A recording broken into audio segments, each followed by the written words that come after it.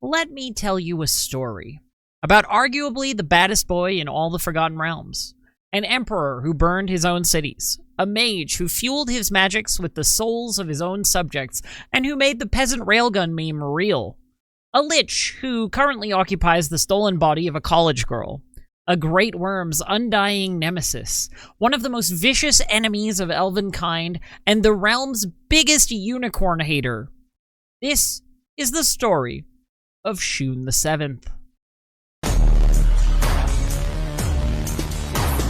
The realms today are built upon the bones of the past, on ancient, fallen empires who've been swallowed by war, by plague, by invasion, and by nature. These empires were old and decadent before the first civilized, modern humans moved north of the Sea of Fallen Stars. It is among their wreckage that adventurers often move, and the remains of their past have become the treasures and the deadly magics of today. In the real world, Shoon's story begins with a magic item in the Forgotten Realms' debut sourcebook collection, the 1987 campaign set. One of the cornerstones of the Forgotten Realms as a setting is that it's a place in the shadow of ancient secrets lost in the mist of time. They say that an Englishman thinks 100 miles is a long way, and an American thinks 100 years is a long time. The Forgotten Realms is both.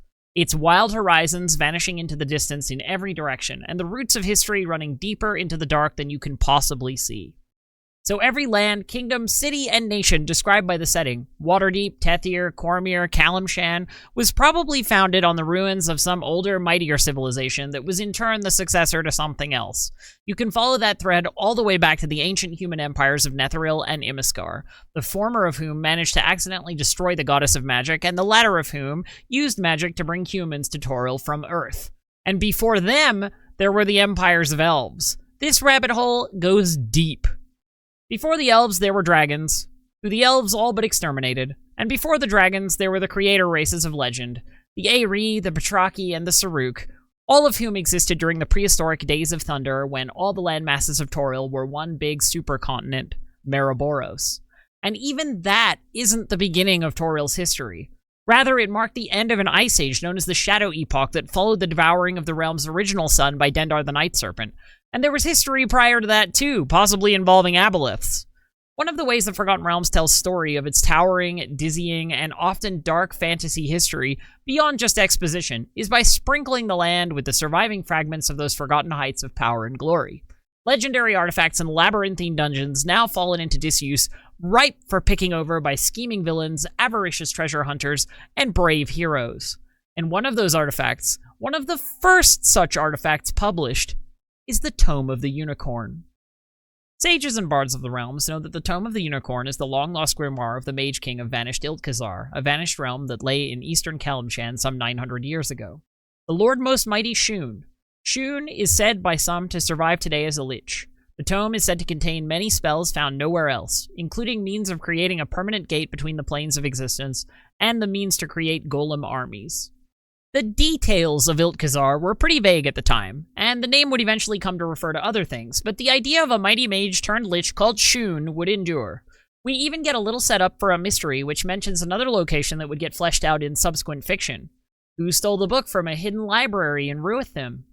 The tome was said to either be stolen by adventurers who slayed Shoon, or to have been taken by the Lich Mage when he retreated to the bowels of the earth to flee the retribution of the elven nations. It has been revealed to have found its way into Ruithim, where it was held in their most hidden library until recently. Within the last year, person or persons unknown have broken into the vault and stolen the book, which precipitated the most recent war between Ruithim and Luskan. The book is still missing at this time. And we get some details about the terrible atrocities Lord Most Mighty Shoon committed in his time, namely the wholesale genocide of all elves in his realm. The tome gains its name from its construction. The enchantments Shoon placed on it to preserve it and maintain the extra-dimensional space that protects himself involve the blood and necessary slaughter of no less than 12 unicorns.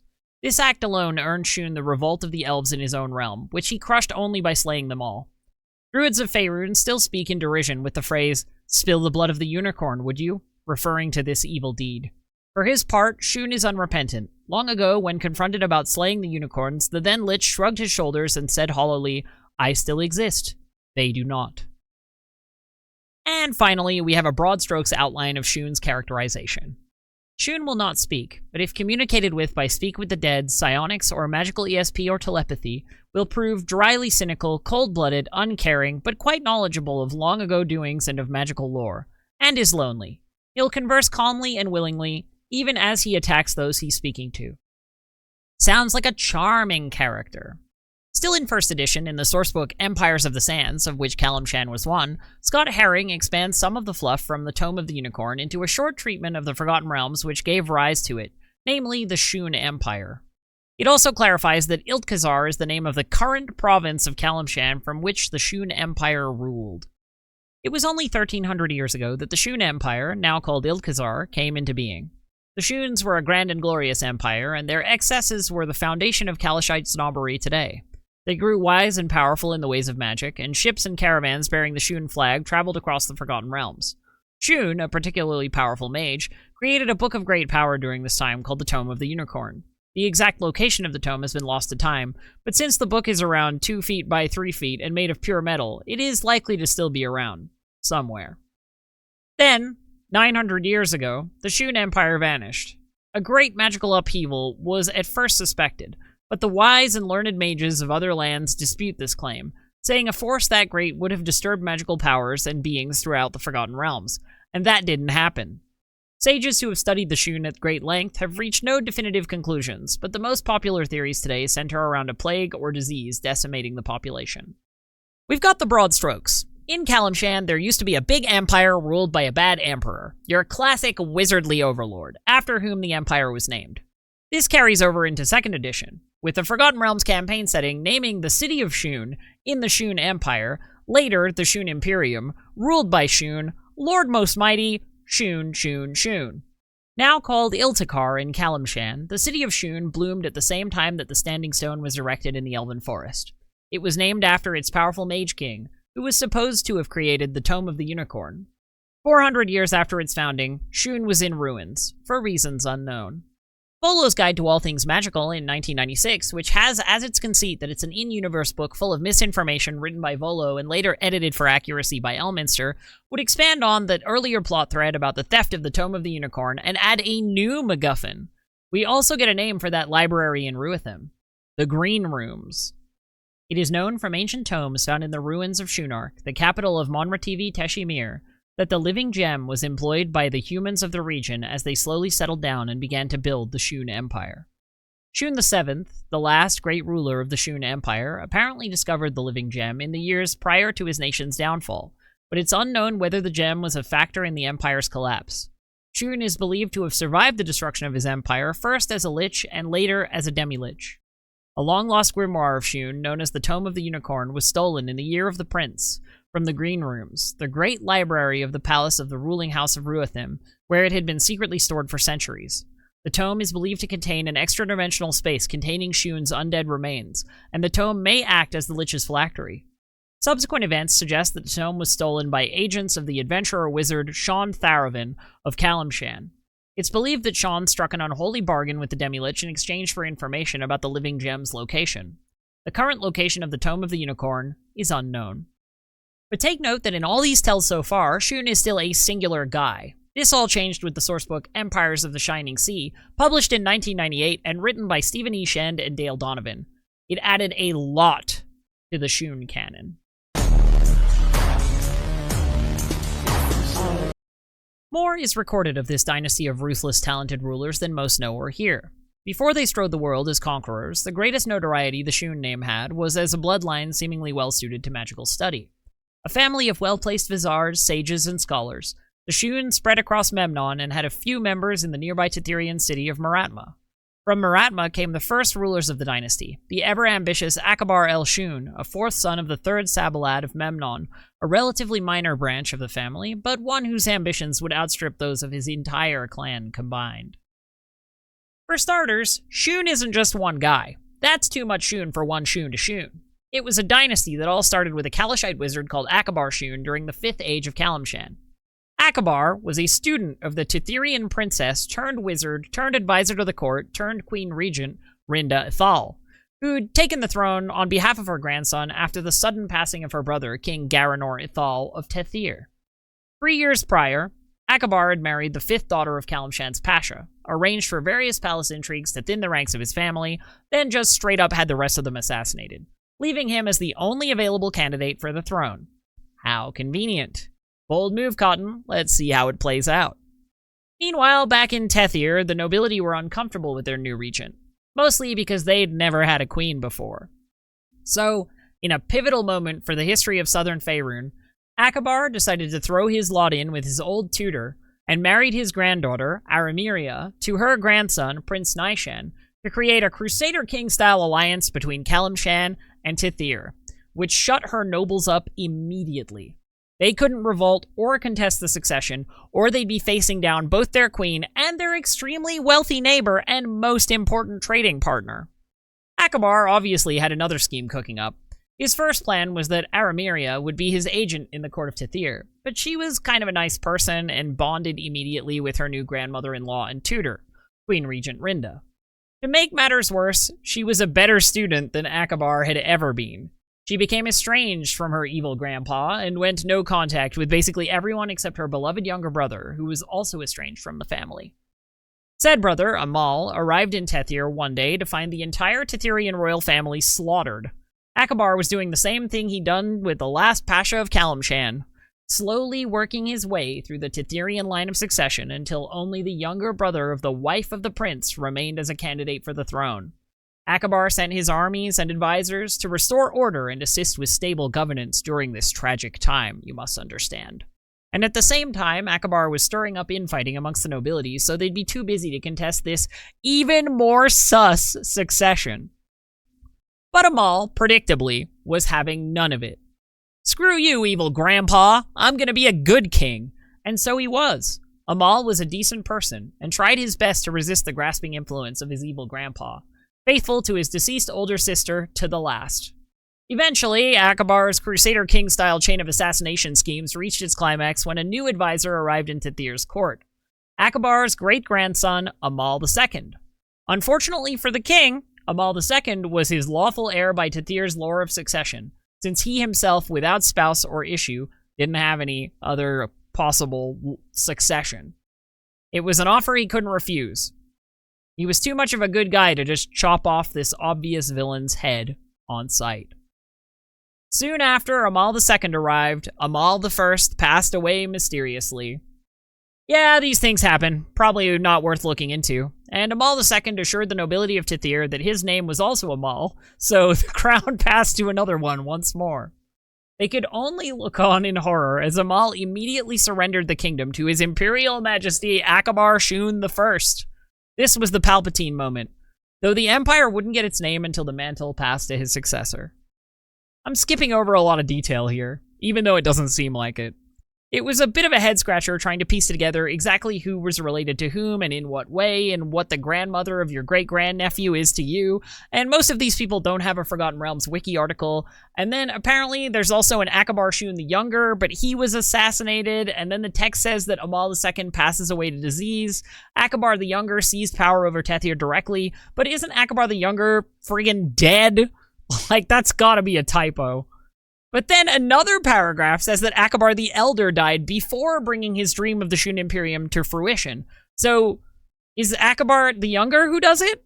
But then in a lower paragraph, they're both the same guy again, and it's the younger one that dies to dismay of the Elder, and it's said that Akbar magically extends his life to hold onto the throne for 80 more years. So, my best guess is that, like, 2 drafts got mashed together here. Akbar's successor was his great-grandson, Amal Shoon III, since Amal II had slain Amal I but passed away before he could inherit.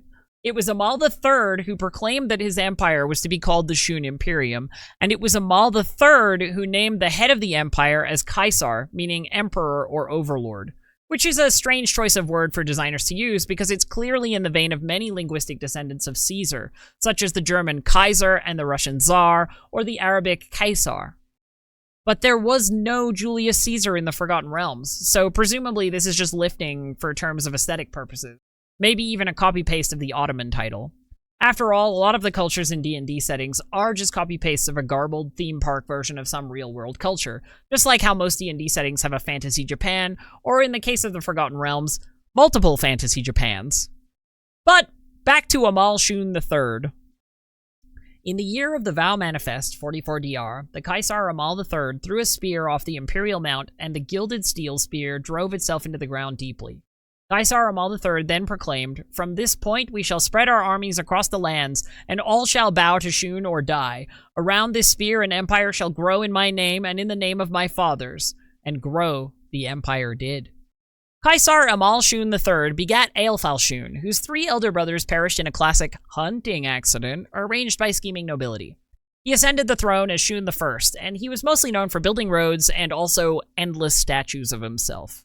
He was succeeded by Shoon II, a man who became something unusual by Forgotten Realms standards, a staunch atheist, after his beloved twin brother Kasan's slow demise by fever.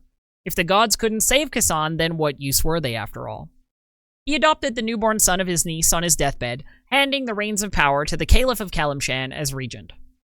The regent, aka Rikisar Hazimir al-Aktoral, ruled for 16 years as a sort of absentee regent more interested in his own magical research.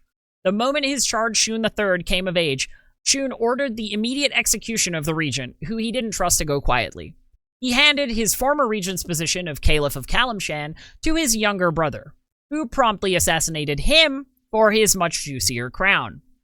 The new Qysar, Amal Shoon IV, having learned the lesson that assassination works good, spent the majority of his rule in the assassinations planning tab of the game, until his mental health had deteriorated to such a point that he was just assassinating anyone and everyone at random, giving him the epithet of the Butcher Qysar.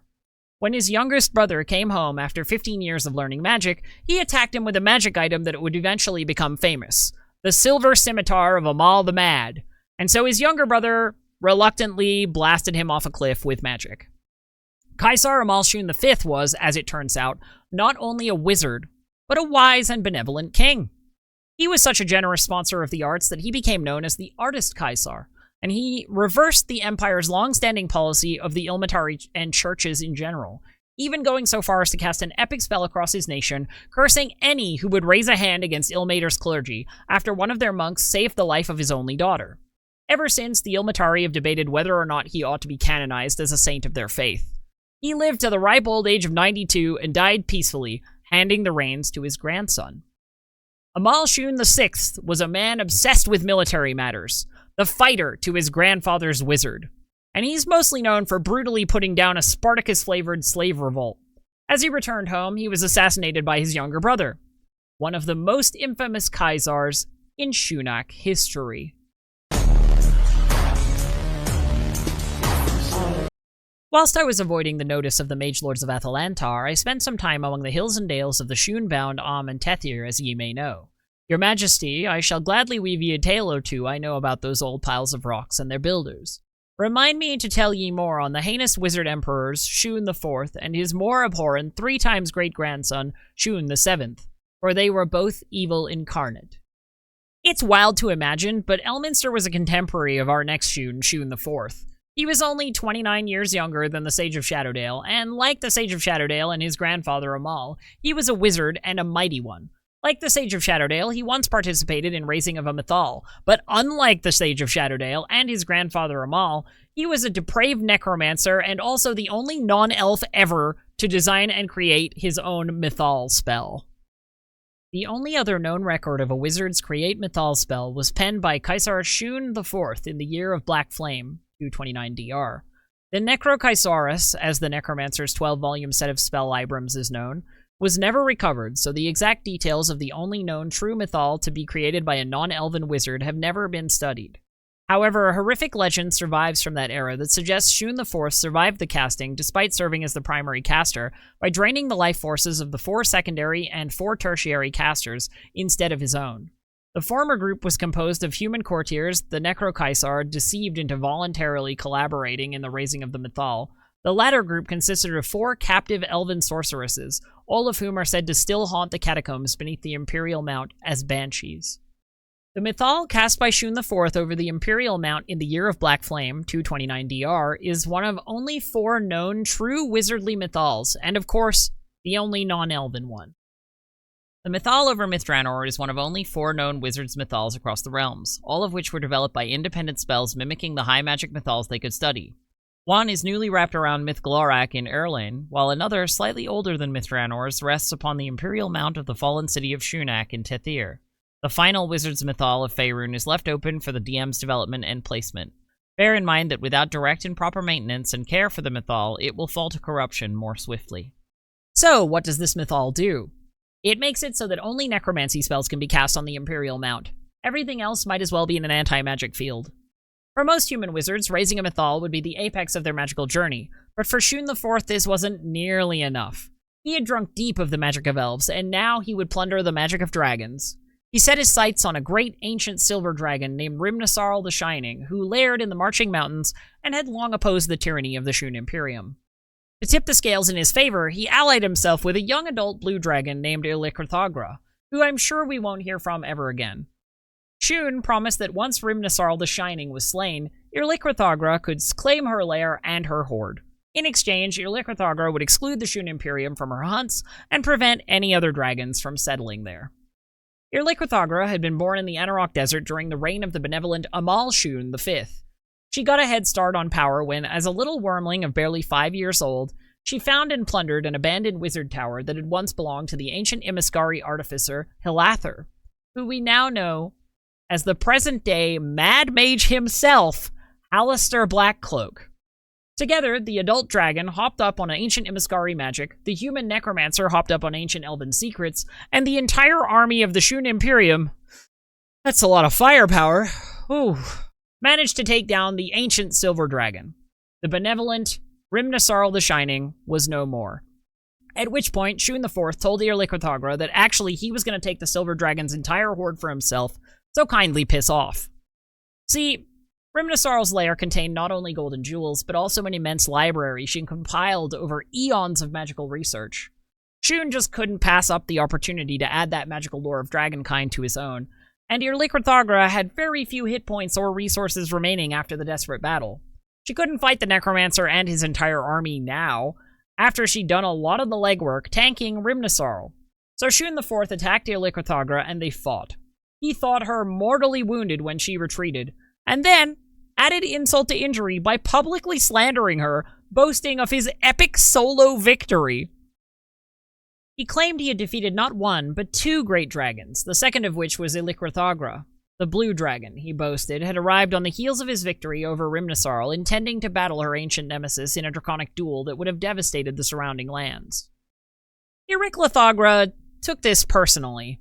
When she returned to Rimnasarl's lair, she found it stripped bare. The nerve of this guy! So she took off and built a lair of her own elsewhere in the Marching Mountains, spending 9 years building up its defenses before launching a persistent campaign of screw you Shoon, terrorizing any Imperial possession she could safely strike at. There could be no peace until the Empire returned what was rightfully hers.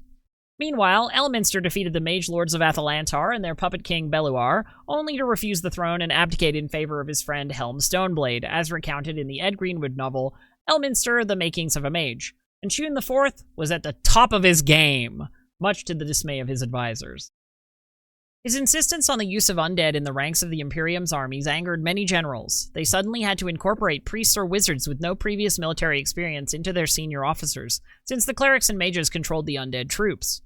Finally, after he slew the silver dragon Rimnasarl the Shining and plundered her lair, the Qysar Shoon IV gained her magical research library, which allowed him and his court mages to construct many items and artifacts, including the Annuli Qysaris, the Fanged Shield of Shik-Korot, Gazir the Desert's Edge, and the infamous Janira's Tome.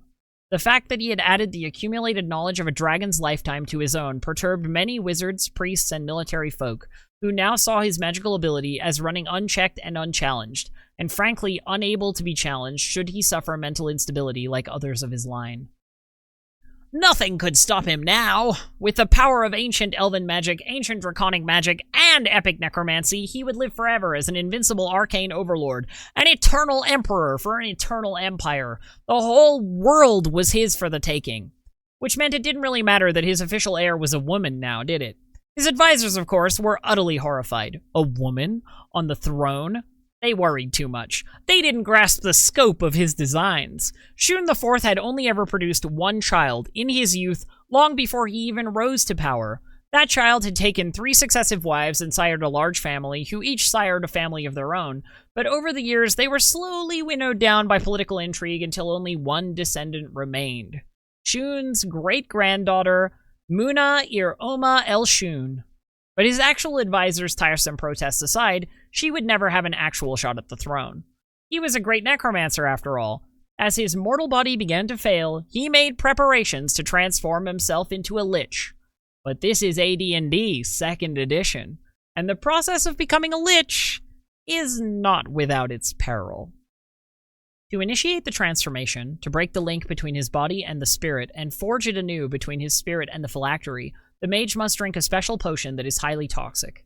This potion, if properly made, will cause the mage to immediately transform into a lich. If one small error is made in the formula, or the concoction and distillation of the potion, irrevocable death results. To create the potion, the mage may blend several forms of natural poisons, including arsenic, belladonna, nightshade, heart's worry, and the blood of any of a number of poisonous monsters. Also necessary are a heart, preferably from a sentient creature, and the venom from a number of rare creatures such as wyverns, giant scorpions, and exotic snakes. When the ingredients are properly mixed, the following spells must be cast upon the potion: Wraith Form, Cone of Cold, Feign Death, Animate Dead, and Permanency. The potion must be drunk during a night with a full moon. Upon ingestion, a system shock roll is required. If the mage passes the test, then he has been transformed by the potion into a dreaded lich. If the mage doesn't survive the shock, then he is dead forever, with no hope of any resurrection. Not even a wish will undo the lethal potion. Only the direct intervention of a deity, or the DM, has any hope of resurrecting a mage killed in this manner. Yeah, you know exactly what happened next. He messed it up. He took a swing at the grand prize and missed. Sucks to suck. Now it's the Empress's time. To her counselor's surprise, the Lady Muna proved an apt and excellent ruler. Upon her coronation, she became Kaisara Shoon V, and her former name was never again spoken during her lifetime. It's said that Shoon V had a deep-seated fear of the undead. Can't possibly imagine why. She was succeeded by her 4th son, Kalar, while her 2nd daughter, Solara, married Nadim el-Jotos, the Caliph Arcane of Almraven, basically the head of the foremost mages guild in the Empire. They had 12 children. When their eldest son, Kodos, was born, Elminster was 78. You guys are keeping track. Elminster is really old, you guys. Both Land of Intrigue Book 3, Alcazar and Folk of Intrigue, and Empires of the Shining Sea give Shoon VII's birth date as 290 DR, but they also give the birth date of his uncle, Shoon VI, as 288 DR. Shoon VI's sister and Shoon VII's mother, Solara, was born after Shoon VI, meaning that she would have had to have been less than 2 years old when giving birth to Shoon VII. This has been declared an error by George Krashos, who has suggested the alternate dates of 250 DR for Shoon V, 273 DR for her 4th son, Shoon VI, and 275 DR for her final child, Solara. It happens. Sometimes you just have to put your hands up and admit that a bit of lore is stuffed and should be fixed. Stephen did it himself in terms of his dating for Prince Azun's battles with Valashar, which was fixed in EOTSS after it was done incorrectly in LOI. Kalar became Shoon VI, surviving the intrigues that claimed 3 of his siblings thanks to his mother having sent him to the north to study magic. By the time of her passing, he was a pretty powerful wizard. He spent a lot of his reign doing magic stuff while his advisors ran the empire. In the year of the Cascade, 309 DR, Shoon VI was assassinated by his own Imperial Guard. Childless, he was succeeded by his nephew, Kodos in Nadim el-Jotos, who wasted no time executing the traitor guardsmen. Only, he was the one who paid them to assassinate the Kaisar in the first place, and his bloody-handed crusade of impassioned vengeance was the perfect opportunity to rid himself of the witnesses. Kodos sat the throne and named himself Shoon VII. And finally, we arrive at the Shoon that this video is named for. Not only the most evil ruler in the Shoon Dynasty, but one of the worst in Forgotten Realms history.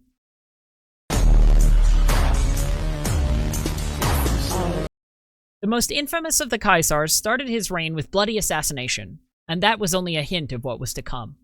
Shoon started with the mages guilds of the major cities, bringing the Caliph's Arcane to his palace and demanding they not only swear a vow of loyalty, but also magically bind themselves to him on penalty of death. In the case of the Caliph Arcane of Memnon, he decimated the entire guild to send a message after the current Caliph's successors also refused to bend the knee. Shoon VII then turned his attention to the criminal underworld, whose influence had been growing. In the year of the Unforgotten Fire, 1319 DR, so saith the wise Alondo, he ordered that oil be stockpiled and then poured en masse into every sewer system in the Shoon Imperium. At his command, they were magically ignited, causing them all to explode. Criminal elements typically made their primary lairs below ground, so the plan was to burn them all out at once. This was supposed to remain contained, but come on, you know it wasn't. The fire spread to the surface, and suddenly every city in the Empire was ablaze. This is one of the worst disasters in Faerûnian history. Its death toll approaches that of natural disasters on a continental scale. All of the Empire's major cities, including Ankapur, Kalimport, Inarlith, Ithmong, and Memnon, mostly or wholly burned to the ground. 43% of the Shoon Imperium's urban population perished, including 87% of the people who made their homes below ground. Kalimport lost 57% of its population, including its entire Guild Arcane. When the smoke cleared, over 3 million people were dead, and little remained of the Imperium's urban centers. So, like, that's the economy gone, right? Farewell to an empire? Well, not exactly. As we discussed in our video on Mystra a while back, magic as a technology reduces the reliance of rulers on their populations. Magic as a tool of oppression does not require the input of the society being oppressed. A mundane tyrant needs soldiers and officers to command those soldiers, and farmers to feed those soldiers, and blacksmiths to arm those soldiers, and miners to mine the ore from which the smiths will work the metal, and lumberjacks to chop the trees to build the stables in which to keep the horses that'll pull the carts full of ore from the mines, and so on and so on. These are long chains of tools making tools. And without all those people cranking the wheel, a mundane tyrant is kinda screwed, because they need the control afforded by a state in order to maintain the tools that subordinate the state to their own will. To a certain extent, they will always need the consent of the governed, even if the consent is extended only under extreme duress. But a wizard can conjure up an army of magical golems who, unlike palace guards, need neither food nor a compelling reason to remain loyal. A wizard can dominate the soldiers' minds directly. A wizard can make themselves entirely immune to the pitchforks and crossbow quarrels of an angry peasant mob. A wizard can summon a fire elemental to smelt ore and cast fabricate to turn metal into swords. Wizards in fantasy tend to be loners, because mages don't really need anyone. They can't summon or mind whammy into perfect obedience. The stereotypical archwizard in fantasy tends to live apart from civilization in ye old classic wizard tower, because a single wizard of sufficient power is a sovereign state unto themselves. They don't need an economic base. They are an economic base. Some of the more personable ones might find it easier to get bread from the bakers in town, but strictly they don't need to. They could conjure it themselves. Shoonak itself and its governmental apparatus were also untouched, as were the private compounds of the aristocracy outside the cities. The burden of this unfathomable disaster, of course, falls upon the poor, but the concentration of wealth was such that the upper crust of the bourgeoisie were able to sweep in and take advantage of the literal fire sale and cheap land during the rebuilding. And with Shoon's mighty magic making him basically untouchable to a mundane person, everyone could see the writing on the wall. If we look at, say, the October Revolution in Russia, a popular uprising was backed by army units, like the garrisons at Petrograd and Kronstadt, who declared for the revolution. And a lot of the old aristocracy fell in line behind the new boss and were absorbed into cushy roles in the Bolshevik party once they'd cut out the suckers who got them there, like the Kronstadt revolutionaries. An uprising needs at least some sort of machinery of power to do the math and yield if it's going to become more than a riot. But no Shoonak aristocrat or army commander would dare. And so, Shoon VII's iron hand remained upon the wheel. The criminal factions Shoon was targeting in the first place were decimated, as he'd planned, and Shoon set his confidants to the task of taking over what little remained, filling the power vacuum and building new criminal empires in the ruins, who would flout his laws, but still answer to him. Despite the utterly unfathomable losses, Shoon VII considered them acceptable, and the Great Fires, the loss of 3 million of his own people, a job well done. This belief that the end justified the means, no matter what the cost, was typical among Shoon loyalists, and embraced heartily by the Qysar himself. In addition to being a micromanager, Shoon was also a really charismatic fascist. There's definitely a, shall we say, certain inspiration here. Despite his cruel nature, Shoon VII had an uncanny knack for inspiring deep loyalty among his closest underlings, and his speeches and actions were awe-inspiring to his people. Many historians have assumed he used magic to control his people and inspire the crowds of screaming zealots his orations produced, but no such evidence exists of his use of charm enchantments of such wide-scale effect. In truth, no charm beyond the force of his personality and drive was used. And speaking of Mystra, there's a short tale of Mystra's Magister in here too. In the year of blessed sleep, 321 DR, the title of Magister passed to one Onceler Merdratham, after the previous Magister got so annoying, and for a Magister that's a high bar, that Mystra just turned off his magic while he was flying. He fell to the ground in front of the mage he was trying to murder, Onceler, who promptly exploded him. Onceler decided to use his Magister powers to promote peace and prosperity in the region, petitioning the squabbling rulers to give the mages legal protections and resolving disputes between them. To Shoon VII, though, this was a serious threat. He'd set those rulers at each other's throats intentionally, so they'd be too divided to stand up to him. And here's a guy claiming divine authority, spreading peace and harmony? Nah, we can't have that. Onceler forced the imperial satraps of the Tashtan coast to give all the arcane spellcasters legal protection and quell the worst of their skirmishing. His influence was significant but short-lived. Shortly after Onceler's victory with the satraps, Qysar Shoon VII demanded that his vassals hire a large number of mages to slay the ruling magister, thus ensuring that the cities of Seabreeze would return to squabbling and not pose a unified threat to his throne. Onceler did a pretty good job at fending off the assassination attempts, but one of the mages Shoon's vassal hired was one Ansel Berwith, the so-called Master of Gems, who managed to trap Onceler's soul in a gem. He then hid that gem and made his way to Onceler's tower to plunder the Magister's magical riches for himself, and was immediately obliterated by a trap. The place Ansel hid the gem was never found. In fact, Onceler is still there, still trapped in a gem somewhere in the Dragonreach over 1,000 years later, constantly screaming and babbling, his mind utterly destroyed by the centuries of total sensory isolation. Once Mystra realized that this was to be his fate, she withdrew the title of Magister and tasked Azuth with finding another one. Ordinarily, a Magister can't abandon the title without dying, but having your soul removed and placed in a gem is a bit of an edge case, and an eternity of torment trapped in a tiny gem screaming for the mercy of oblivion seemed like a nice fate for someone who had tried their best to make the world a better, more harmonious place as they saw it. So Mystra bent her rules just this once. You know, as a treat. Some classic Mystra right there. This was during the time she was dating Elminster, and we know how much she loved the sound of his screams, so maybe the screams of the innocent are kind of just her jam. Meanwhile, Shoon was dealing with his own problems. Remember that blue dragon from earlier? The one that Shoon IV had made a deal with, but then reneged on it to seize the horde of the silver dragon they'd slain together, who'd retreated into the Marching Mountains, swearing revenge?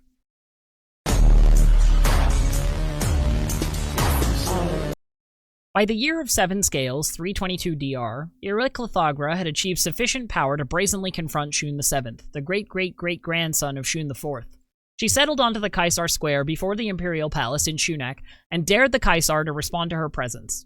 After several days of tense negotiations, the Blue Dragon departed peacefully, with a small fraction of the Horde having been assured that Shoon VII would accede to the rest of her demands away from the prying eyes of his subjects. So they made a deal. Shoon VII was totally going to give all that stuff back. What do you think? Do we believe him? The first conflict erupted in the northeastern territories of Valishar, a kingdom within the Shoon Imperium, during the planned transfer of Rimnisarl's horde. Ericlithagra had insisted that Shoon VII personally deliver the tribute, but instead he attacked the dragon with the arsenal of spells and magic items at his disposal. Although both the Qysar and the dragon escaped their first battle relatively unscathed, 4 villages of Valishar were wholly destroyed, and Shoon VII seized several powerful items of magic from Ericlithagra, enabling him to claim victory.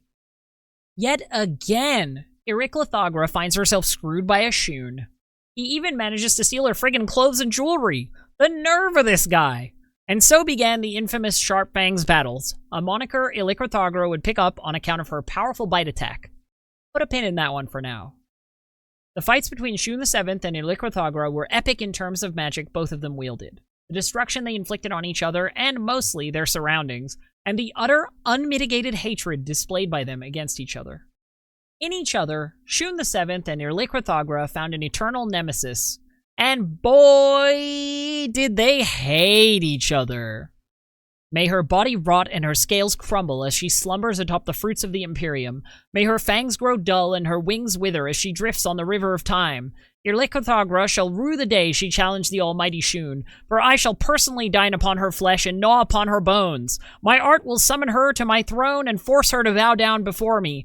I shall fashion her hide into a mantle befitting of the Qysar. By all the gods, I swear to bring her only death, for no man or worm shall ever challenge the authority of the Shoon in this realm or the next. Before their second clash, Shoon would do what Shoon does best and go make yet another enemy by doing something shockingly depraved. Namely, the unicorn thing we touched on at the beginning. In the course of crafting ever more powerful magical artifacts, Shoon started hunting unicorns by the dozen to harvest their blood and horns.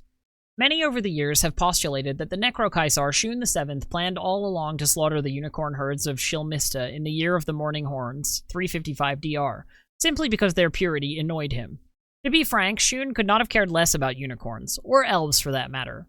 All he was focused on was control of his empire and his magic. When his plans demanded the sacrifice and blood of a dozen unicorns, he single-mindedly slew the unicorns and the elves who tried to save them, merely to prepare the components of his greatest magical book for enchantments. And, how did Shoon manage to get so many unicorns?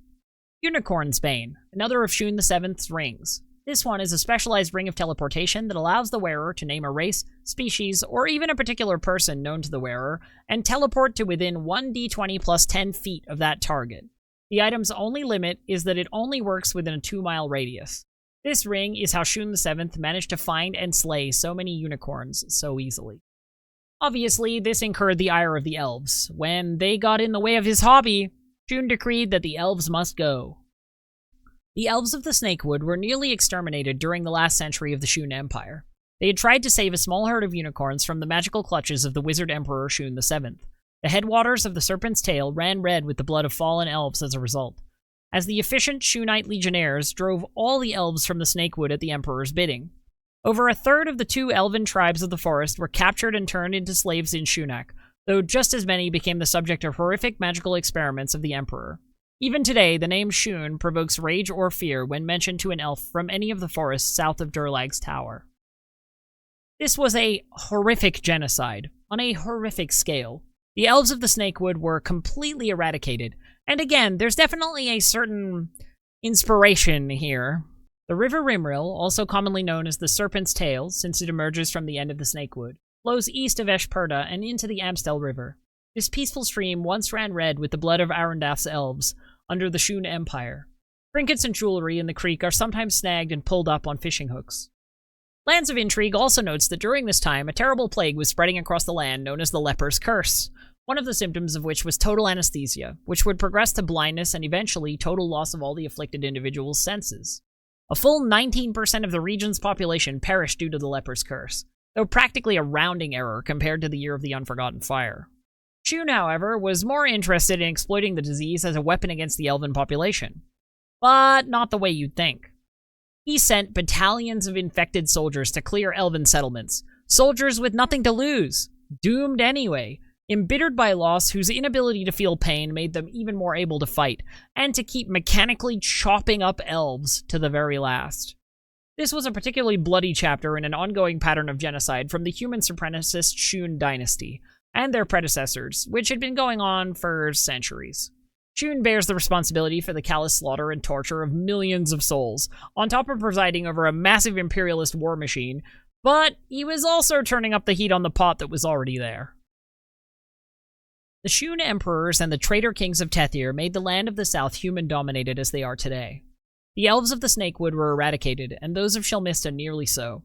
Gnomes were hunted into near extinction for no better reason than their migration from fallen Netheril, starting about a century before the Empire's founding and continuing through the 3rd century Dale Reckoning, brought them into contact with superstitious humans or noble wizards hungry for secrets of lost Netheril. Halflings were likewise hounded and driven out of the Purple Hills and other long-held homes, despite centuries of peaceful coexistence, to make way for those deemed more important to the Shoon rulers. And these ethnic tensions persist in the Lands of Intrigue to this day. Even the present-day queen, Isabel Linden of Tethir, as of 5th edition, is a notorious elf-hater, like her late mother, Yvonne. Our boy Shoon, however, didn't restrict his depravity to just elves, and here's where the peasant railgun comes in. The peasant railgun is an old D&D meme, where you have a line of commoners, say 6 miles long, and they use their free or readied actions to pass a stick down the line in a single round. At the end of the line, the stick will have traveled 6 miles in a single round, i.e. 6 seconds, i.e. it's traveling at nearly 5 times the speed of sound, and is a devastating projectile. This obviously doesn't work, since it's a confused amalgam of game mechanics and real physics. But that didn't stop Shoon inventing... Oh, wait, no, the peasants are the projectiles?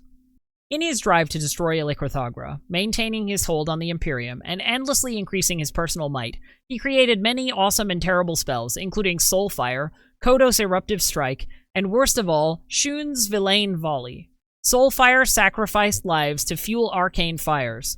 Kodos Eruptive Strike combined the worst effects of an earthquake and a volcanic eruption with a special reverse gravity that flung solid and molten rock up at foes without concern for those beneath once the matter fell to the ground moments later.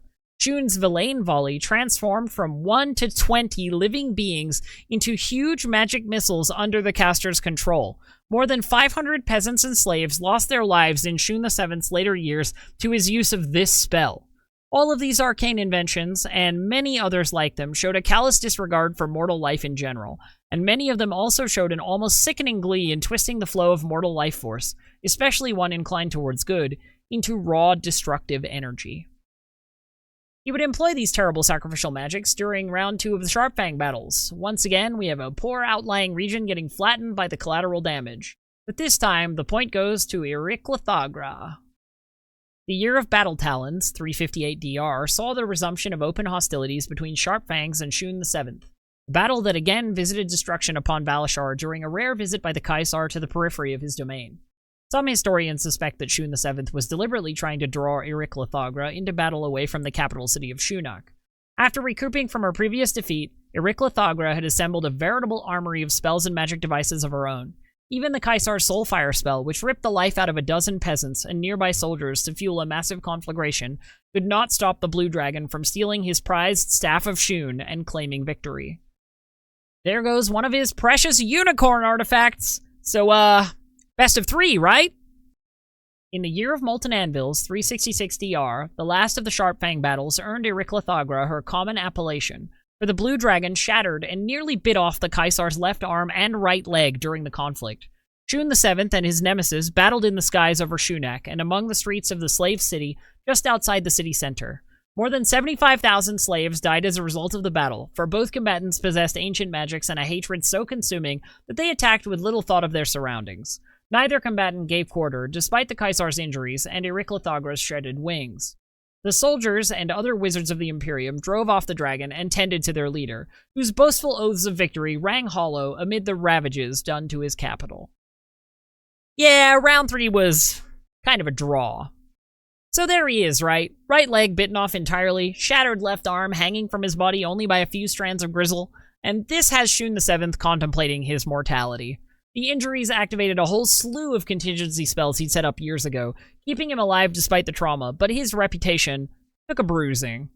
Courtiers nicknamed him, in whispers presumably, the Necroqysar, a dead emperor walking, and though intended as an insult, he thought it sounded kinda sick. Hell yeah, he was the Necroqysar, and maybe this was a sign he should stop procrastinating on the whole lich thing.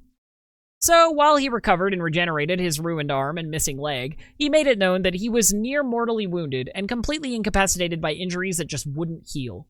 He appeared in public shrouded in illusion spells that made it seem as though he were still missing his limbs. He ordered construction of his own tomb, beneath which he built a secret lair, and he proclaimed that in his current state he was unfit for the day-to-day duties of being Qysar, and installed his beautiful, hedonistic doofus of an heir, his daughter, Shani, as his regent. In the Year of Shying Eyes, 367 DR, 7 months after his fictional incapacitation, Shoon VII's daughter poisoned his soup and laughed triumphantly as her father apparently died. The Necroqysar himself merely wondered what had taken her and her advisors so long to try and seize the reins of power. Only temporarily paralyzed by the poison to which he was inured, Shoon VII freed himself from his death-like state and, unnoticed by anyone else, through magic, placed a dead clone of himself in his place for embalming and interment. 3 years later, the Necroqysar stepped beyond death as a lich, but the rule of his empire, meanwhile, had passed on to his heir. Come on, hurry up! When's my lazy daughter gonna get off her ass and get around to betraying and overthrowing me like I taught her? Ugh, she's such a disappointment. Oh, there it is! Poison soup! Took you long enough, jeez. Unlike his great-grandfather, Shoon VII didn't mess up the process of becoming a lich. He became a lich just fine. But it's almost as if the Shoon Dynasty are cursed or something when it comes to their infallible plans for glorious undead future, because it wasn't long before he somehow managed to get himself stuck inside his own magic book, the one he'd made with all those unicorns. Shoon himself refuses to speak of the next 7 centuries of his undeath, and little evidence of any activity traceable to him or the tome is recorded. Most elven histories, only the elves were certain that he survived as a lich, mentioned that he fled deep into the earth to avoid retribution. It is possible he established safeholds within the ruins of Deep Shanatar, as his dungeons beneath the Imperial Mount of Shunak had many links to the Deep Caverns. At some point during this time period, however, Shoon's form degenerated into a demi-lich, and his skull and remains were now imprisoned within the last page of the Tome of the Unicorn. Whether Shoon was the engineer of this fate, or he was confined there by an enemy, is unknown, as is the origin of the extra-dimensional pocket on the tome's last page, where Shoon's remains rested until summoned. Again, it must be said, sucks to suck, nerd.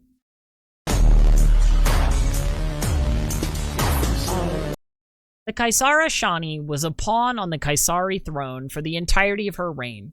The magnificently beautiful woman had over 100 Jasinar, male harem slaves, at her beck and call, and she rarely chose to abandon them over matters of rulership. All she cared about was being showered with gifts and attention, and she left the actual rulership to her advisors, those same women and men who convinced her to take her father's life. Shoon's daughter and heir Shani, who was so lazy she couldn't even be bothered to give herself a regnal name, was famously one of the worst rulers in the history of the Forgotten Realms, though in a much more different way than her father. She was much less actively malicious and much more, well, kinda just basically she couldn't be bothered. With 100 of the world's hottest boys at her beck and call and as much fine food and wine as she could stomach, not much else could hold her attention. She didn't even care enough to invite her vassals to renew their oaths of fealty to the crown, and spent most of her time drunkenly begging for gifts and attention from basically anyone in her vicinity, leaving her viziers to carve up the empire between themselves. Shani was so ineffective that her name entered the Alzito vocabulary as a word meaning a ruler with no ability to lead. In modern Kalimshan, calling your boss a Shani means that you think they kind of suck at it.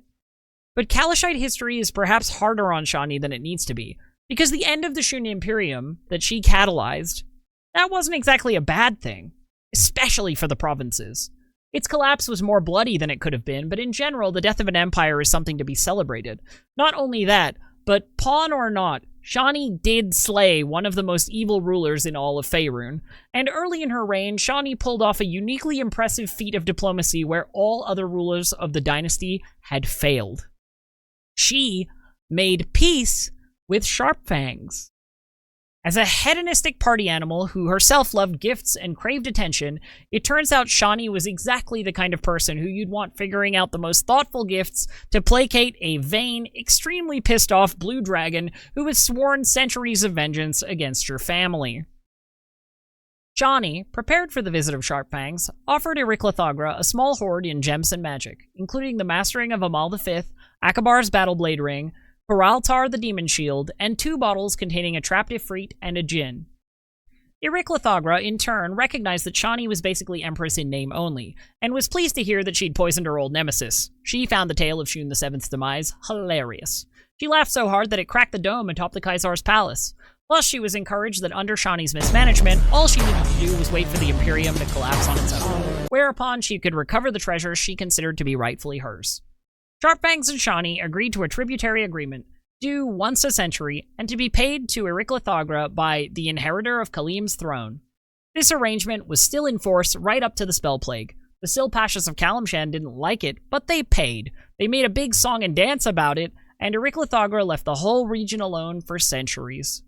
Until the Year of Rogue Dragons, 1373 DR, when the Lich Samaster discovered the Dracorage Mythal and switched it to its maximum setting.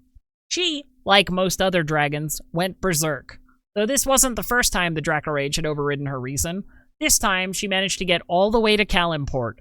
And oh boy, was it a mess. Barred by a Mythal from unleashing her fury on the Pasha Saban, home to the symbolic heir to the Qaisars of Shoon, Sharpfangs turned her wrath against the nearby Plaza of Divine Truth. During the battle with the temple's defenders, Ericlithagra's sweeping tail shattered the legendary idol of Baleros, thus triggering an ancient prophecy, An aspect of Baelros manifested in the middle of the courtyard astride an enslaved great brass worm. The resultant battle destroyed most of Palace Ward, with the notable exception of the Pasha's Saban, before Sharpfangs was finally driven off, her fury spent. Despite Ericlithagra's departure, the aspect of Baelros continued to wreak havoc upon Kalimport, forcing the Silpasha's army to battle the Raging Deity and his steed for 3 days before both were destroyed. Enraged at his defeat, Baelros retaliated by raining lightning bolts down upon Kalimshan for a year thereafter.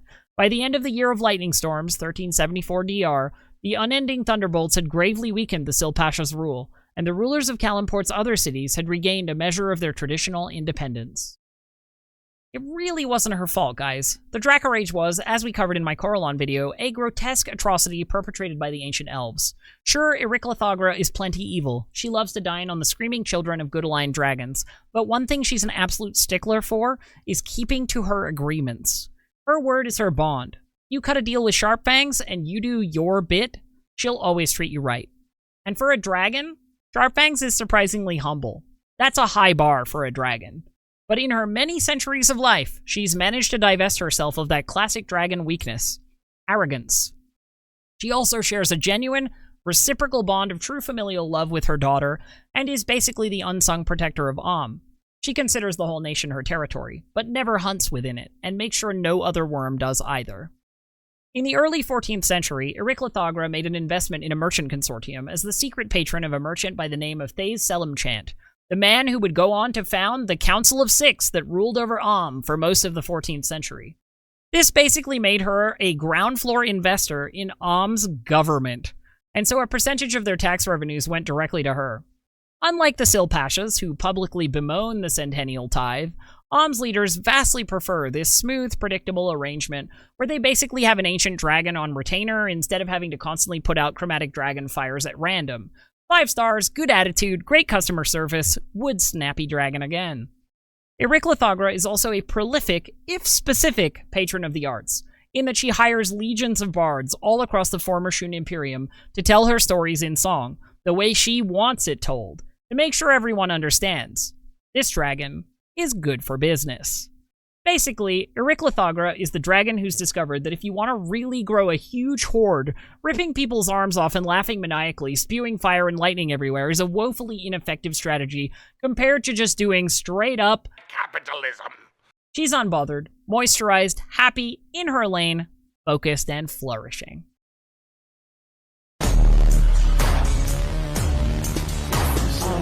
Amal's reign was dominated by constant military campaigns designed to reunite the fragmented Imperium and bring the local kingdoms and states beneath his rule again. However, his attempts at forcibly reasserting control only resulted in further resistance to Shoon presence and Shoon authority. Amal's military and strategic genius failed him when it came to fighting magic, as he was equally afraid and jealous of wizards and their power. His strategy for preventing wizards from controlling the Imperium was to launch the Mage Purges, which cleared the Imperium of most openly practicing wizards within a few years by killing them or driving them underground or out of the Empire. While Amal VII did not persecute religions and religious land during his rule, he did tax them so heavily that the common goal of bringing down Shoon rule to relieve the tax burden even united Baneites and Paladins of Helm for a short time in the distant lands in the region of the Cloud Peaks. Amal Shoon VII was the last Qysar of the Shoon Dynasty, the grandson of Shani, the Shani. His presumptive task was to pull the failing empire back together, but it was basically an impossible task. In any other era, Amal would have been a terrifyingly powerful and wicked ruler who would have propelled the Shoon Imperium to new heights. But at this point in history, even his legendary silver tongue and brilliant strategic mind just couldn't reverse the momentum of the coming collapse. Other than his fighting prowess, Qysar Amal VII's most outstanding trait was his capacity for duplicity and treachery. Remembered as a man totally without honor, he nonetheless shared his great-grandfather's gift for entrancing crowds and people with his speaking ability. Anything he said was believed to be sincere and truthful, no matter how much factual evidence there was available to refute it. Many lesser states stayed faithful to Shoon rule until the end of the Imperium, simply due to the force of Amal VII's projected personality. Amal VII is sort of what you get if you played Hugh Grant's character Forge Fitzwilliam from Honor Among Thieves for drama instead of comedy. He always played to win. Honor be damned. If you're not cheating, you just don't want it hard enough. For the entire summer of the Year of Killing Ice, 449 DR, Tethir and Om were racked with war as the native peoples tried to throw off the Shoon rule. When King Silvir fought his way to the gates of Shoonak in late Uktar, a reluctant truce was called by Qysar Amal VII. The Qysar requested a duel of honor to spare his great capital and his people the destruction that Silvir's forces would bring upon them, and Silvir agreed. On the Feast of the Moon, King Silvir and Qysar Amal Shoon VII met in single combat at the Tarakin Arena. Unarmed soldiers representative of both sides of the conflict filled the arena seats to witness history in the making. Despite all promises of an honorable fight, Qysar Amal VII slew the king of Tethir by poison. He and his forces immediately then broke the truce and butchered the amassed Tethirian army. Qysar Amal celebrated for a month, believing his imperium secure and his enemies routed and demoralized. Enter stage left, King Strom I, the hero of Tethir. Luckily for Tethir, Prince Strom, son of Silver, did not trust the word of the Qysar and held many of Tethir's forces in reserve. Missing a right arm since birth, Strom still became a fearsome and strong warrior, and his troops called him the Left Hand of Vengeance. With the ignoble death of his father, Strom vowed to the gods and to his people that he would kill every Shoon loyalist his forces encountered until the Imperium fell. While Shoonak's inhabitants reveled at the death of the Imperium's enemy, Strom's soldiers covertly infiltrated the city and hid until the word was given. Strom, too noticeable as a one-armed elf among humans, waited outside the walls until the time was right. On the last day of Hammer, Strom revealed his hand by sending Tethirian divisions against Shoonak from all sides. His hidden forces boiled out of the sewers, out from among the slaves, with many a slave joining in the revolt, and even from within the tomb city of Debukir. Strom himself, with the assistance of an elite cadre of elves and humans, magically assaulted the Imperial Mount. No Shoon soldier survived the day, and this time, when the ruler of Free Tethir and its former oppressor met in combat, no treachery saved Qysar Amal VII from the retribution of the one-armed elf prince. Exactly at the turning of midwinter, the Qysar and the Shoon Imperium were dead. Midwinter is still commemorated to this day as the Day of Freedom in many areas of southern Faerûn once subjugated by the Shoon. Even though their Qysar was gone, his soldiers continued to fight, perhaps motivated by his legendary charisma. After a day of grueling urban combat on the streets of the Imperial City, Strom's forces began setting fires and withdrawing to the outskirts. They simply let the city burn, a legendary act of arson known as the Great Fires of Shoonak. Yeah, the history of the Shoon Imperium really is just the history of things being on fire. It's a wonder that Kasuth isn't as interested in this part of the world as he is in Thay. The Great Fires of Shoonak burned for 20 days and nights, killing everyone who remained in the city. Every known member of the royal family, and almost all of the imperial bureaucracy. Only ruins and ash would remain. 4 days into the conflagration, Strom I is looking out over the pyre, and he gets a visitor. It's a massive, yet surprisingly friendly, ancient blue dragon. Yes, it's our old pal Sharpfangs, who congratulates the little elf king, or so she calls him, on a job well done, and asks his permission to go loot the burning ruins for the stuff the various Shoon emperors have stolen from her over the ruins, before anyone gets it. Again, this is just an evil dragon who's discovered the secret that sometimes just asking nicely will get you a long way. Strom and Ericlithagra have a brief but cordial chat. They reach an agreement. She can go get her stuff, but in exchange, she must swear never to use his homeland of Tethir as a hunting ground. She agrees, and she's never done so since. And so she flies off to loot the absolute heck out of the burning city before it cools down enough the humanoid looters can get at it. And that was the end of the Shoon Imperium.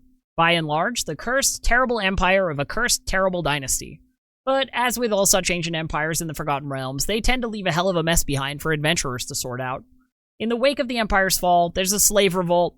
The newly freed slaves outlaw slavery and usher in a relatively egalitarian 7th Age of Kalimshan. The persecution of mages ended, and after the resolution of the civil war in Arandon, there came a blessed tranquility, a century of peace, prosperity, and... Oh, and then the Draco Rage mythal went off again, and the Berserk Dragons burned and ate nearly everyone, and the city-states fought over the scraps, and Kalimshan went back to being a hellhole full of slavery, backbiting, intrigue, and necromancer conspiracies. Hot damn! The ancient elves have a lot to answer for with that Draco Rage.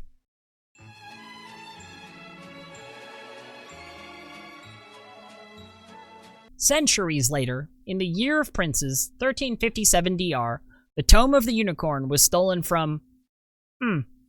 We've heard this before, haven't we? The long-lost grimoire of Shoon, known as the Tome of the Unicorn, was stolen in the year of the Prince, 1357 DR, from the Green Rooms, the great library of the palace of the ruling house of Ruithim, where it has been secretly stored for centuries. The tome is believed to contain an extra-dimensional space containing Shoon's undead remains, and the tome may act as the Lich's phylactery. Subsequent events suggest that the tome was stolen by agents of the adventurer wizard Sean Tharavin of Kalimshan. It's believed that Sean struck an unholy bargain with the Demi-Lich in exchange for information about the living gem's location. The current location of the Tome of the Unicorn is unknown. Enter stage left, Zalanora Argent Tresses, an elven schoolgirl of a mere 105 summers, so by elf standards, a teenager who'd just reached adulthood. Only 12 short years ago, Zalanora Argent Tresses had completed an extended apprenticeship at the Mystics Academy in Necroqysar. The maid from Mossstone traveled north towards Silvery Moon and the Ladies' College to expand her knowledge of magic. She never arrived there, as she and her companions were accosted in the Cloud Peaks by the mad Kalashite wizard Sean Tharavin and his agents. On the day the gods fell and the time of troubles began, magical chaos reigned. Tharavin unleashed the Skull of Shoon and fed her friends to that evil Demi-Lich of the Tome of the Unicorn, which Tharavin had recently stolen from Ruithim. When Zalanora faced the Demi-Lich and it attempted to drink her soul, the magical anarchy of the times altered the magic. The minds and spirits of Shoon and the elf switched bodies. The hapless elf is now trapped in a skull within the Tome of the Unicorn, and Shoon the Seventh now walks the realms in a most unexpected form. The nature of the deal with Sean Tharavin was that if Tharavin brought Shoon 7 mortal souls to consume, he would tell Tharavin where the legendary living gem could be found. It was in a temple of Gonadar under the Forest of Myr. After abducting Zalanora and her friends, feeding them to Shoon, and receiving that hint, Tharavin would spend the next 10 years figuring out exactly where under the Forest of Myr, but he would eventually locate the gem and use it for nefarious purposes. Ultimately, though, he gets his horrible just desserts. By Kythorn in the Year of the Shield, 1367 DR, Tharavin had taken control of Shamadar using the power of the living gem and crowned himself Silvazar and Caliph of Shamadar. The living gem proved capable of scrying out great secrets, which Tharavin used to his advantage. It also allowed the storage of spells that it could unleash with deadly accuracy against enemy troops. However, the gem also quickly became an obsession of Sean Tharavin, who saw it as a living thing, and his warped view of what he could perceive as its desires forced him to create a cult to worship it.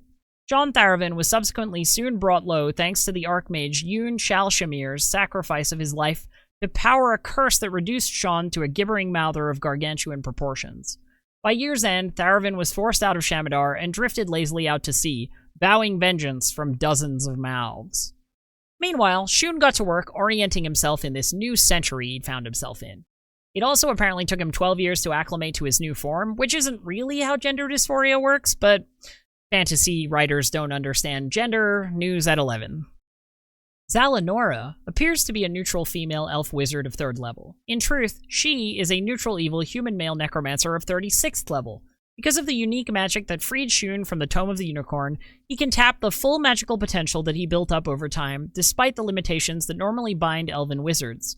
And he still gains all the innate physical abilities of elves. In reality, the mismatch between Shoon's masculinity and occupying a feminine form would be acutely, debilitatingly distressing. There's only so long you can push that feeling down, even for the sake of conquering the world. Ask me how I know. And sure, whenever this comes up, a lot of people say, hey, obviously I wouldn't get gender dysphoria, I'm built different. But perhaps it's a little convenient that people who say that have only ever occupied a body that their mind was suited for. I'm pretty sure I could punch the moon out of the sky. No, I haven't done it, but I'm pretty sure. If you're listening to this as a cis man, and you're thinking that, no, she's wrong, I definitely wouldn't feel any kind of distress if I was unexpectedly shunted into a female body. In fact, it might be kind of nice. Maybe, just maybe, you want to explore that feeling a little bit. You never know what happy realizations you might come to. There's a similar, though even worse confusion at play in the Ravenloft setting, in the form of the character Hazlic, the Dark Lord of the Dread Domain of Hazlan. Bear with me here. In the AD&D box set, Domains of Dread, Hazlic's descent into evil began when his peers undermined his masculinity. As a Red Wizard of Thay, Hazlic rose quickly through the social and magical ranks. Unfortunately for him, he managed to make some powerful enemies. His offenses were relatively minor, so his adversaries decided not to kill him. Instead, they humiliated him. They kidnapped Hazlic and tattooed his head and body with designs that only women wear. In the 3rd edition Ravenloft Gazetteers, we get more context for those tattoos. Hazlic is gay. Haslick's sole weakness seemed to be his hatred of a rival wizard, the necromancer Thantosia, who had matched his rise step for step. The two competed with barely concealed venom, and when Thantosia outstepped him, Haslick smoldered. Haslick also desired Thantosia's lover, Ordiab, though the wizard concealed his passion well. In time, Haslick's enemies hatched a malicious plan with Thantosia.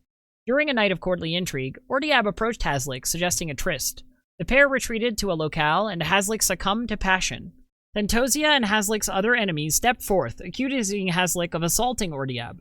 The court turned on Haslick, captured him, tattooed his head and chest with arcane symbols of femininity, and cast him out. In both tellings, what happens next is that Haslick is so incensed by the assault on his masculinity that he slays Ordiab and forces Thantosia to drink his blood before killing her too. This is the act of ultimate darkness that attracts the attention of the Mists of Ravenloft and gets him banished to the realm. And as Dark Lord of Haslan, Haslick's scheme is... Currently, Haslick is meticulously researching a complex arcane ritual that will enable him to slay every Mulan in existence, both within the realms of dread and in all other planes. In addition, the ritual will allow Haslick to escape his dying body, transferring his soul into the body of the ritual's caster, his beloved apprentice Eleni. While Haslick does care for Eleni, he loves himself far more. Haslick hopes his genocidal ritual will be ready before the turn of the decade. Haslick's ultimate aim is to transfer his mind into the body of a woman. So, is he gay or is he trans? The writers probably didn't recognize a difference. There was even a point in time, as late as the 1970s, where even parts of the medical establishment didn't recognize a difference. Being trans was seen as just the final evolution of being gay. Heteronormativity was so deeply embedded in Western culture that the straights could only conceive of a gay relationship through the lens of which one of you is the woman. Trans people in living memory have been denied medical care unless they could demonstrate an attraction to their assigned sex at birth, and therefore that transitioning would make them straight. Doctors, quote-unquote, justified medical transition as something that would convert a taboo and often illegal gay relationship into socially acceptable straight one. But the writers of Ravenloft didn't write this in the 70s, which is the decade where the tide started to turn. Nah, they wrote this in 2002, when they absolutely should have known better. Unfortunately, Ravenloft has just been one of the most grossly reactionary settings in all of Dungeons & Dragons, which is saying something. It's long been all in on the H.P. Lovecraft school of horror, where horror is often a metaphor for the discomfort of the existence of marginalized people, or a vehicle for reinforcing traditional values. One of the other Dark Lords was Baron Ulrich von Karkov, and his deal was that he was actually a panther, polymorphed into a human by a red wizard. So while he yearns to be a quote-unquote civilized man, deep down he's just an animal. His high libido sees him take brides at regular intervals, but can't stop himself from abusing and killing them. Because his desire to be a civilized man is impossible, because he's just an animal who can't control his uncivilized, feral, bestial, animalistic impulses. Oh, and he's depicted as a black man. Get it? A black panther? Ugh! Gross. Gross, gross, gross. We are not cooking. They are not cooking. By contrast, the Forgotten Realms Shining South, critically examined, easily vaults over the extremely low bar that is Ravenloft. But it's also no stranger to Orientalism and racist caricature. It's the Forgotten Realms' Arabian Nights setting, for crying out loud. Before we proceed, let's be clear that Kalimshan is not a nice place, and it holds many morally ill social attitudes. It actively supports slavery and sexism, amid a plethora of other unenlightened cultural traits. Digression over. Back to post-Force Femme Shoon. The Tome of the Unicorn is in Shoon's possession, and he hid it in one of his primary safeholds under the ruins of Shunak's Imperial Mount. The spirit of Zalanora languishes within, despairing and going mad from her situation. The likelihood of anyone surviving that many magical defenses set in and around a monster-riddled dungeon by a 36th level necromancer precludes any worry of the immediate uncovering of Shoon's masquerade. Still, Zalanora makes a visit at least once every month to the Imperial Mount to check on the tome's security. Did you know that you can actually meet Shoon in Baldur's Gate 2 Shadows of Amn? If you cast an arcane spell within the bounds of Athkatla without first having obtained a license from the cowled wizard Corneal, then a cowled enforcer will appear to warn you not to do it again. The practice of magic without a license is forbidden in the city of Athkatla. You shall receive one warning only. Further spellcasting will result in your death. Those who are not cowled wizards or who are without a proper approved license may not practice magic in this city. Licenses are subject to the approval of the cowled wizards, providing you are a responsible and sane practitioner. Seek a representative of ours in the Council of Six building in the government district if you wish. Continue to use magic without approval, and you will be labeled a deviant and dealt with appropriately. Fail to heed this warning at your own peril. After your next long rest, if you again cast an illegal arcane spell, the Cowled Enforcer comes back to tell you you done goofed, summons 3 more Cowled Enforcers, and attacks. His is far from an idle threat, since he's a level 20 generalist wizard, and his backup are conjurers of levels 14, 16, and 14, respectively. You are unlicensed. This is an unsanctioned use of magical energy. You have been warned. If you defeat them, but then you keep flouting the law on spellcasting and keep stubbornly refusing to buy a license that is probably trivially affordable if you're this powerful, then on the 5th infraction, they'll have new dialogue. Your transgressions against the Cowled Wizards have come to an end. Prepare to feel the wrath of the highest members of our order. The Enforcer then summons in 2 Cowled Wizards and 1 named NPC named Zalanora. She has a half a dozen 9th level spells prepared, including Imprisonment, which straight up game overs you if she manages to land it on the player character. If you can get her to low health, she'll cast Time Stop, gate in a Pit Fiend, and teleport away. If you survive, the Cowled Wizards will leave you alone from then on, license or no license. You're too much trouble, just like Irenicus. It's implied that this Zalanora is Zalanora Argentresses, our boy Shoon the 7th himself. In the pen and paper sourcebooks, Shoon in his Zalanora guise is indeed a member of the Cowled Wizards, though he's pretending to be a lot weaker than he really is. While he gets acquainted with the political situation, pilfers magic from his tutors, and schemes to slowly usurp the leadership of the Cowled Wizards until they're a tool he can use to rebuild the Shoon Imperium. Shoon's Zalanora facade is that of a lighthearted elf with a dry sense of humor, a fabulous knowledge of ancient, but not recent, history, and a talent for magic. In truth, Zalanora is the most ruthless evil dictator mage who ever stalked the realms. If Shoon slips and reveals more knowledge or power than Zalanora should have as a 3rd level wizard, he meticulously slays all observers and eradicates evidence that might implicate him. He did not rule the greatest empire on Faerûn for nearly 60 years and survive another millennium by acting rashly or allowing enemies to easily find him.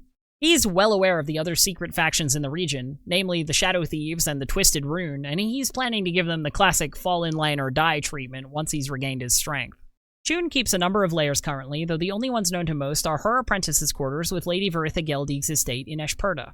Shoon also has ways to reach some secret chambers beneath the ruined Imperial Palace at Shoonak.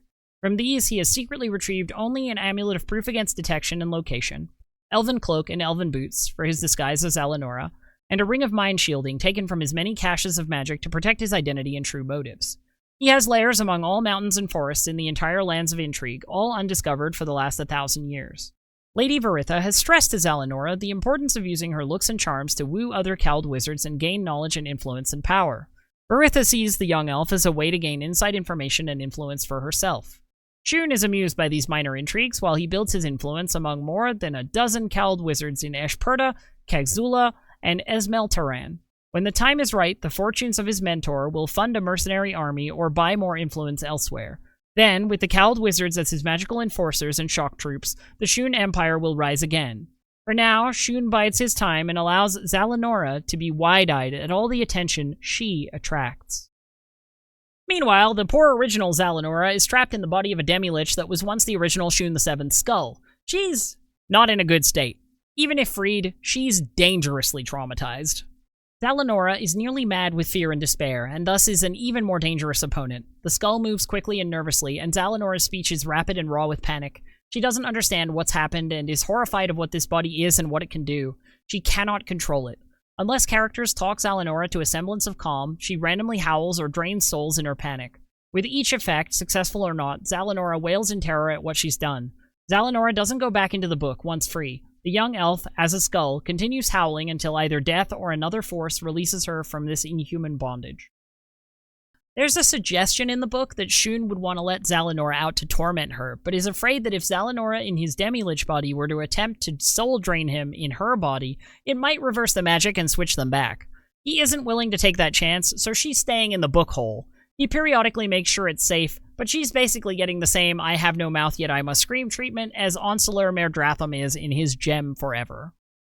There's definitely the seed of an adventure in discovering the secrets of Shoon, finding the Tome of the Unicorn, and rescuing the real Zalanora, but there's no published adventure where that happens. So, what does happen next? The answer is nothing. 4th edition happens next, and nearly all of the above plot threads are dropped into oblivion.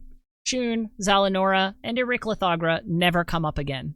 The Spell Plague happens. A large segment of Kalimshan's population throw off their disguises and reveal themselves to have been genies all along.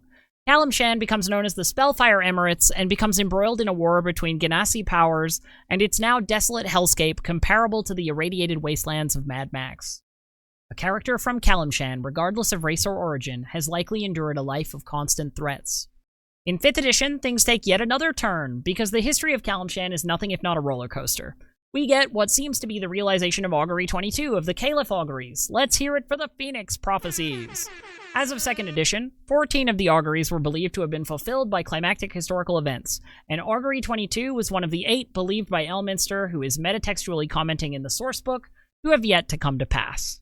And he shall come from a great house of pain, with hair of spun gold and eyes of the sea. He shall break the bonds that hold him, light the end of oppression's road for many, and free the tortured peoples from the evil grip of bondage.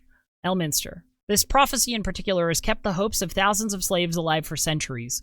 Many temples have embraced and adopted this prophecy as being fulfilled. They each speak of a deliverer fitting this description whom they hold dear.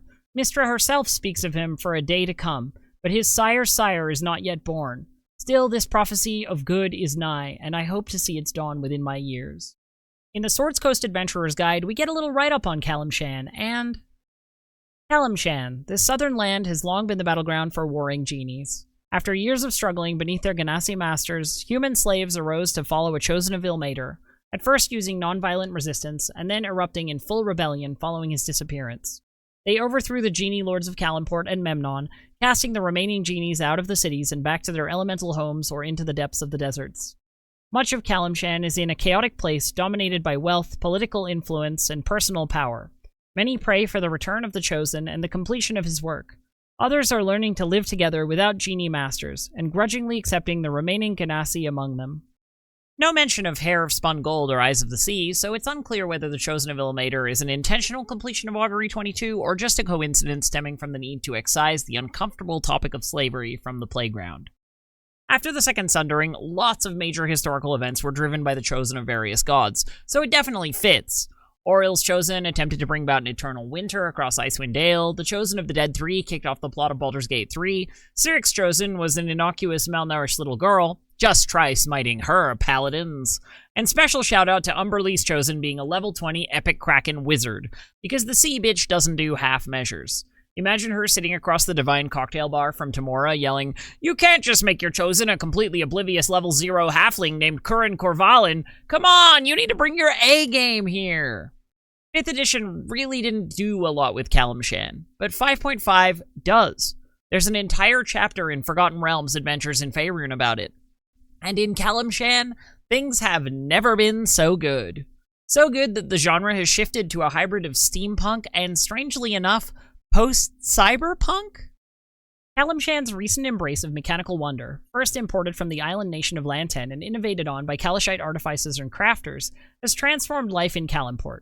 Made of porcelain, the lightest woods, delicate metal, and canvas, these devices are used for everything from transportation and war to civil engineering and household chores.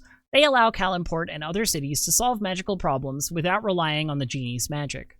After the Chosen of Ilmater inspired the people to throw off the yoke of genie rule, things went back to normal. And by normal, I mean meet the new boss, same as the old boss. He's not a genie. Now, on your knees. However, but a generation ago, Silpasha Zengel rose to the throne. He discovered that a cabal of necromancers known as the Twisted Rune had been secretly directing Kalimshan's fate for centuries. While Zengel sought out a powerful weapon to destroy the Twisted Rune, the cabal used the lure of arcane and royal power to convince Zengel's 4th son to assassinate him and the rest of the royal family. Only Zengel's 4th daughter, the young wizard Songal, escaped. With the aid of genies and her father's magic ring, Songal traveled to the floating tower of Magistor, where she claimed the Staff of Life and Death, a relic sacred to Kelimvor. She assembled an army of Dragonborn and shattered the power of the Twisting Rune in an evening called the Night of Fleeing Shadows. After claiming the position of Sultana, Songal outlawed slavery in Kalimshan, enacted many popular reforms, and initiated building projects throughout the realm. God damn, I sure would have liked to play that adventure. Like, this is just a straight-up D&D campaign right there, which I guess is a little bit funny. A nod to that just being the way things work in the Forgotten Realms. Everything's a D&D campaign. which is something the recent editions have really embraced. The D&D movie is a great example. After finishing her campaign and retiring her PC to become the NPC leader of Calimshan, Songal took stock of her situation. The genies were returning, and they brought with them powerful magic. The magic of the genies and their predecessors is what had, for generations, allowed people to thrive in the hostile desert at all. She needed something that could break her people's dependence on it. And the answer was... technology! Also, Lantan's back. Rejoice!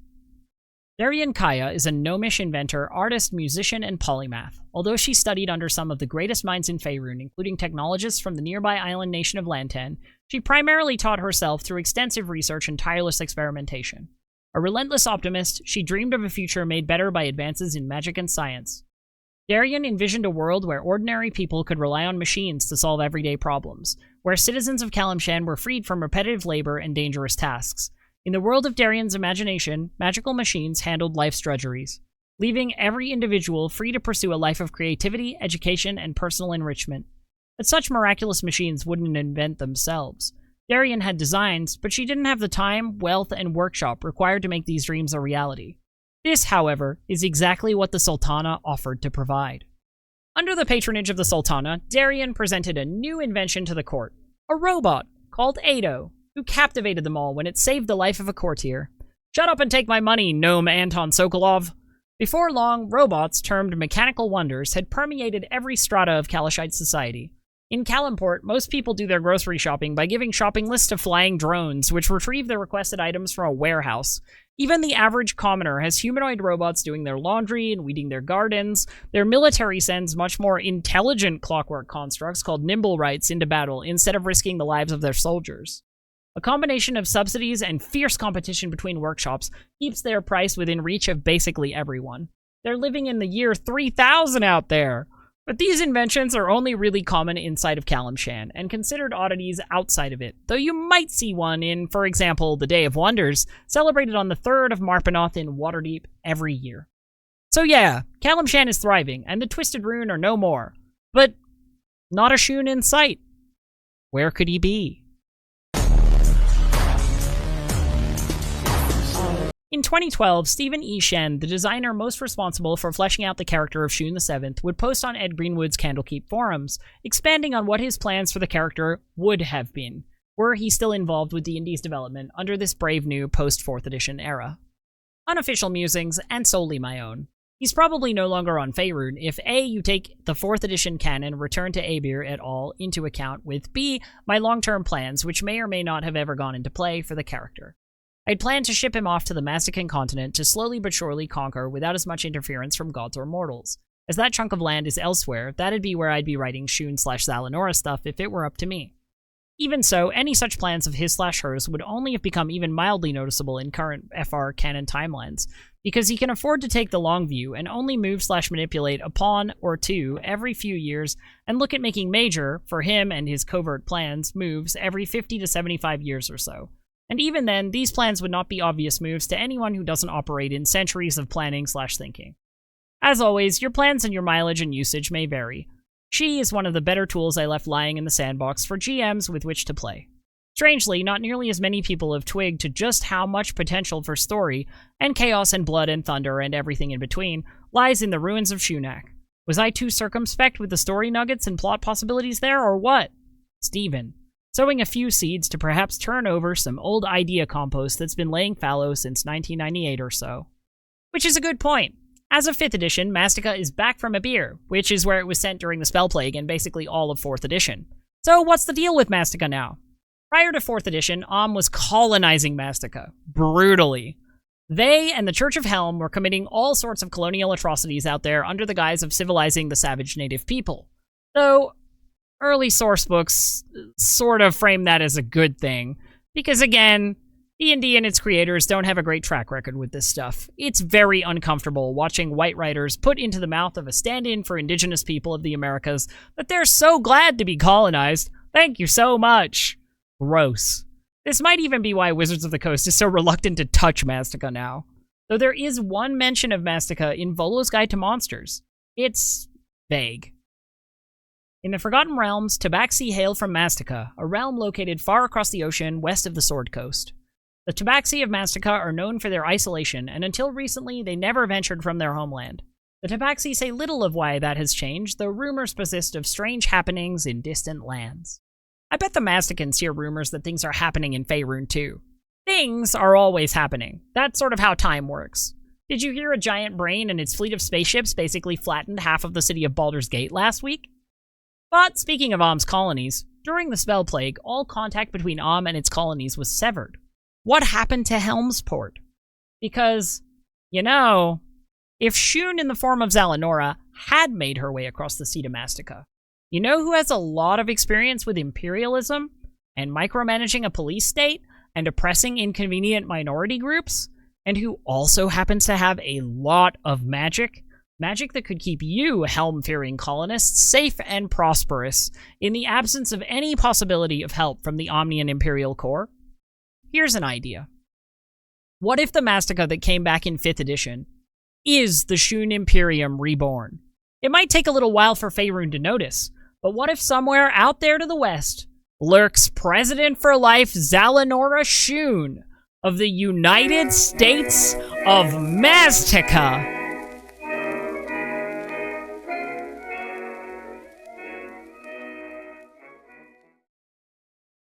Hey crew, I hope you enjoyed this Shoon video and all its slight diversions. You'll see on screen right about now my patrons and YouTube members who are currently subscribed.